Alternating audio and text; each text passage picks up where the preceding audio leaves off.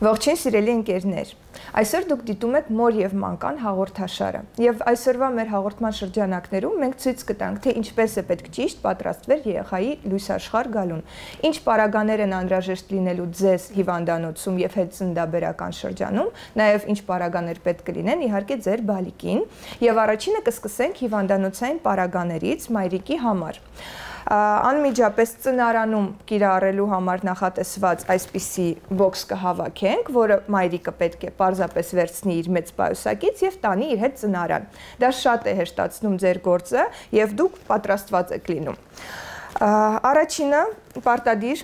մեր ծնարանային բաժանմունքի համար դնում ենք սավաններ մեկ անգամյա։ Մեկը բալիկի համար է անհրաժեշտ լինելու, երկրորդը մայրիկի համար։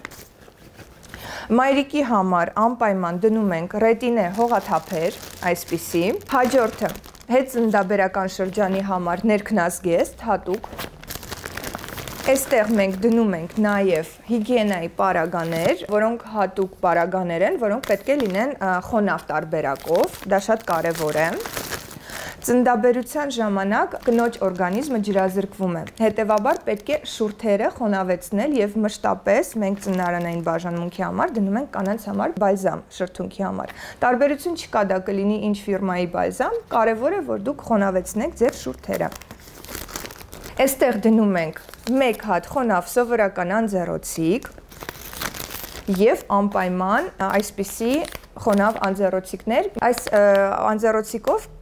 կինը կարող է իր դիմահարդարումը մաքրել և եթե այնպես ստացվի, որ ձեր ծննդաբերությունը շատ արագ և հապճեպ լինի և դուք պետք է անմիջապես տանից դուրս գաք և գնաք հիվանդանոց, միայն այս անձեռոցիկը ձեզ բավական է դիմահարդարումը մաքրելու համար։ Ուրեմն, այստեղ ասեմ, նաև կինը կարող է դնել մեկ հատ ջուր, որևէ բան սնվելու համար, քաղցր և բալիկի համար հագուստ։ Հիվանդանոցում նաև կարող են հագցնել, բայց եթե դուք ցանկություն ունեք ձեր իրերը տանելու, դնում եք այս պայուսակի մեջ և գնում եք ծնարան։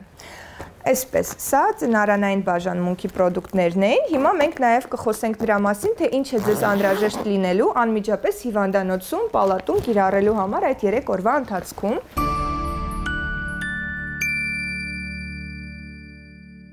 Ինչպես ես նշեցի, սավանները շատ կարևոր են հետծննդաբերական շրջանի համար, մենք զինվում ենք մի քանի սավանով այդ 3 օրվա համար, հաջորդող օրերին կիրառելու համար ներքնազգեստ հատուկ մայրիկի համար և հիգիենայի պարագան, այստեղ մեզ մոտ բարձիկներ են կրծքի, որոնք նույնպես շատ կարևոր են և կերակրող մայրերի համար նախատեսված հատուկ կրծքի քսուկն է։ Ներքնազգեստ կերակրող մայրերի համար, հետծննդաբերական շրջանում կիրառելու համար նախատեսված հատուկ սպրեյ վերականգնող և հանգստացնող,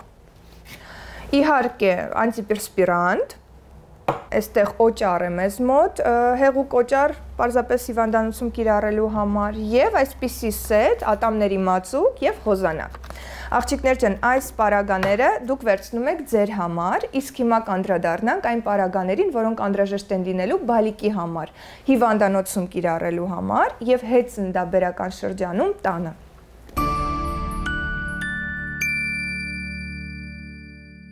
Եվ այսպես հիմա խոսենք նրա մասին, թե ինչ է պետք լինելու բալիկի համար։ Առաջինը կխոսենք, թե ինչ է անհրաժեշտ հիվանդանոցում, նաև կպատմեմ, ինչ է անհրաժեշտ լինելու հետծննդաբերական շրջանում տանը։ Առաջին ամենակարևոր պարագան ես կասեի, դա տակդիրներն են։ Մենք այսպիսի գեղեցիկ ու հետաքրքիր լուծում ենք տվել այդ հարցին, մենք դնում ենք այսպիսի baby box-ի հավաքածու, որի մեջ մտնում է 4 տեսակի տակդիր,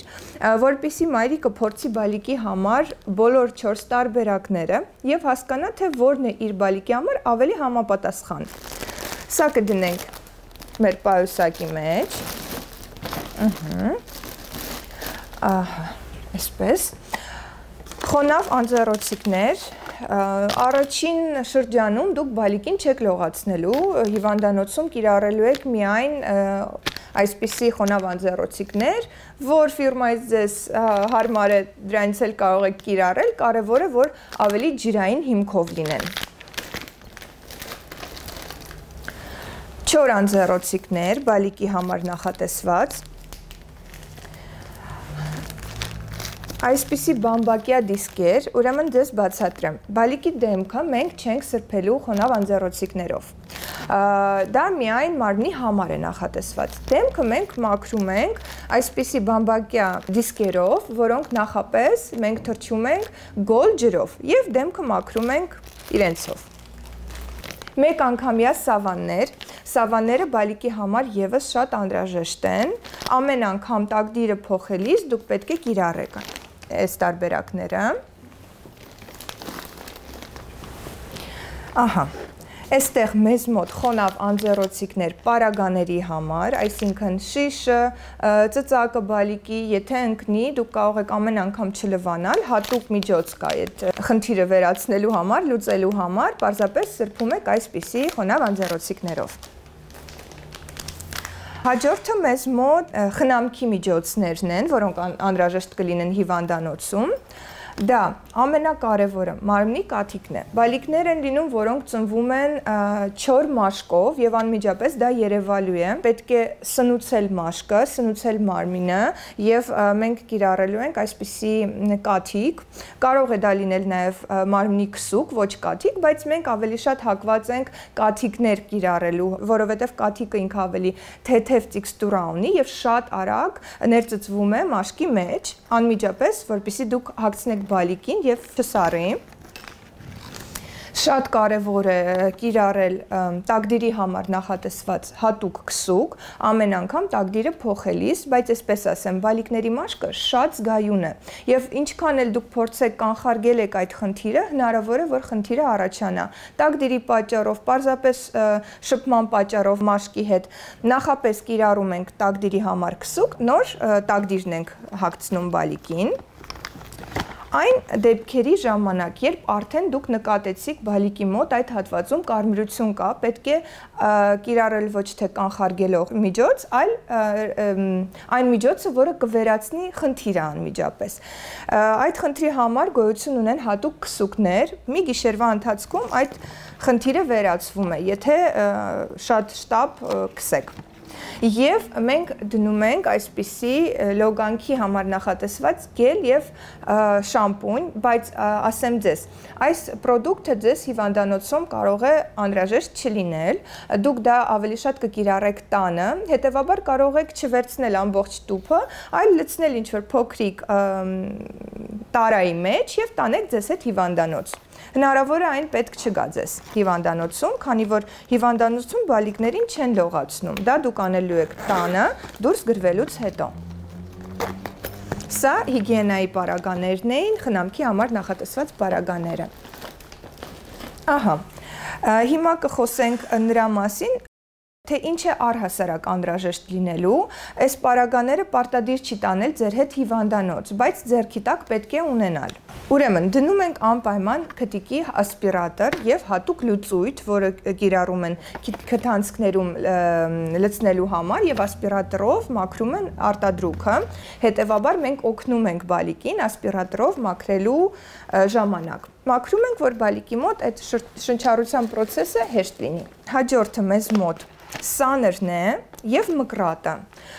Բալիկներ են լինում, որոնք անմիջապես ծնվելուց արդեն իսկ ունենում են եղունգներ, այդ դեպքում դուք պարզապես կխնդրեք ձեր ամուսնուն, որ մոտեցնի հիվանդանոց, բայց դա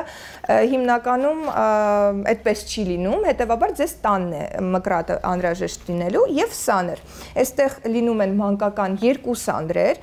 առաջինը իրենցից փափուկ որսով է, ինչի ենք մենք անպայման աղջիկներին ասում, որ այդ սանրը պետք է ունենալ ձեռքի տակ։ Բալիկներ կան, որոնք ծնվում են եղջրացած մաշկի հատվածով գլխի վրա եւ դա չի կարելի մաքրել, դա պարզապես լոգանքի ժամանակ նրբորեն այսպիսի սանդրերով սանդրում են գլխամաշկը, որպեսզի այդ եղջրացած հատվածները մաշկի վրայից դուրս գան։ Սա ենք դնում։ Հաջորդը դա ականջների համար նախատեսված հատուկ փայտիկներն են։ Փայտիկները պետք է լինեն ծայրի հատվածում սահմանափակող հաստ շերտով, որպեսզի դուք շատ խորը չներթափանցեք բալիկի ականջի մեջ եւ չվնասեք։ Առաջնածին մայրիկների մոտ կարող է այդ խնդիրը լինել, հետեւաբար որպեսզի բալիկին չվնասեք, ավելի ճիշտ կլինի վերցնեք նմանատիպ տարբերակներ։ Բալիկի համար նաև դնում ենք թաշկինակներ, իդեպ ասեմ, այս թաշկինակները կարող եք տանել ձեզ հետ անմիջապես հիվանդանոց, այնտեղ էլ պետք է լինելու։ Մեկ հատ ջերմաչափ դուրս գրվելուց հետո, որ բալիկի ջերմությունը դուք կարողանաք վերահսկել, էլեկտրոնային տարբերակները ավելի հեշտացնում են գործը, հետևաբար էլեկտրոնային տարբերակն են կիրառում։ Այստեղ մեզ մոտ լոգանքի համար նախատեսված ջրի ջերմաչափ է, որ կարողանաք նույնպես կառավարել ջերմությունը ջրի։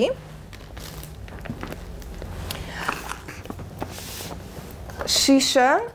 եւ ծծակները։ Այսպես ասեմ, շշի կարևորությունը այդքան բարձր չի առաջին շրջանում, քանի որ դուք պետք է կրծքով կերակրեք եւ պետք է ամեն ինչ փորձեք անել, որպեսզի բալիկին կրծքով կերակրեք։ Բայց լինում են դեպքեր, երբ անհրաժեշտությունը լինում է, որպեսզի ունենաք ձեզ մոտ, այսպիսի շիշ տանը պահեք։ Եվ ծծակները նույնպես ոչ պարտադիր միջոց է, դա արդեն դուք եք որոշում կիրառելու եք թե չէ։ Այստեղ մենք դնում ենք նաև սրբիչը ասեմ ձեզ, նույնպես կարող եք տանել ձեզ հետ հիվանդանոց, չնայած ես նշեցի, որ բալիկներին հիվանդանոցում չեն լողացնում, բայց այս սրբիչները ինչով են յուրահատուկ, որ դուք կարող եք նաև ծածկել բալիկին իրենով, այսինքն երկուսը մեկում է, համ ծածկոց է, համ սրբիչ է։ Շատ կարևոր մի միջոց, բալիկների հագուստը մենք լվանում ենք հատուկ միջոցներով, որոնք նախատեսված են բալիկների համար։ Հետևաբար, երբ դուք արդեն կհավաքեք ձեր բալիկի բոլոր պարագաները եւ հագուստը պետք է նախապես լվացվի, նոր գնաք հիվանդանոց տանեք ձեր հագուստները բալիկի։ Այսպիսի գել ենք դնում, որպեսզի մայրիկը նախապես կարողանա պատրաստի հագուստը։ Եվ եւս մի միջոց, որը դուք կիրառելու եք մոտապես 7 օր հետո, դա արդեն ձեր բժիշկն է նշանակելու, վիտամին D3-ն է։ 7-րդ օրվանից մինչև 2 տարեկանը միշտ այս միջոցը պետք է լինի ձեր ձեռքի տակ ամեն օր դուք բալիկներին առավոտյան ժամերին տալու եք վիտամին D3։ Մենք այսպես ենք որոշել, միշտ դնում ենք պայուսակում, որպեսզի մայրիկը հիվանդանոցից դուրս գրվելուց հետո չմտածի այդ մասին եւ արդեն ձեռքի տակ ունենա իր բոլոր պարագաները։